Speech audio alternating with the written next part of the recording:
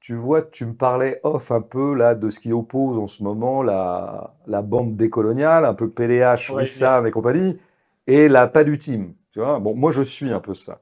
Et ça m'intéresse. Ah, donc peut-être Mais qu'on peut préciser, parce qu'il y a des gens qui ouais, ouais, ne ouais, suivent ouais. pas du tout Alors ces d'un seul coup, il y a histoires-là. des marxistes un peu Voilà. purs et durs. Ils aimeront sans doute pas qu'on les nomme comme ça parce qu'ils sont jamais contents. Et Marxiste d'autre côté, traditionnel, ça. voilà, et d'autre côté, la pensée décoloniale, qui d'ailleurs est marxiste en partie, mais pas que, et met en avant d'autres choses. Bon, je vais pas embêter les gens avec un truc, qu'ils aillent voir ce que c'est, parce que je trouve le débat intéressant. C'est un vieux débat d'ailleurs qui court à gauche depuis très longtemps finalement. Et il se rejoue là dans des termes différents, mais c'est le même. Mais moi, c'est vrai qu'au bout de 10 minutes, j'arrive plus à les écouter parce que c'est beaucoup trop théorique, quoi. Il y a vraiment, ça manque d'exemples, quoi. Ça manque de vécu, enfin disons, de saisie du vécu. Donc tout simplement, moi, je démissionne, je ressens une espèce d'exaspération ou de saturation, et j'ai très vite envie d'aller lire un roman où on me parle d'un personnage dans une situation donnée, et là, j'aurais l'impression d'être beaucoup plus dans le réel. Là où eux, probablement, ont toujours l'impression que les romans, alors là, vraiment, c'est de la fiction, c'est hors sol. D'ailleurs, ils le disent souvent, là, pas du team, mais ils n'aiment pas la littérature.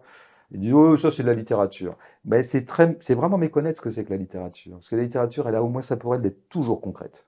Toujours, toujours, toujours. Et c'est bien ça qui m'intéresse dans la littérature.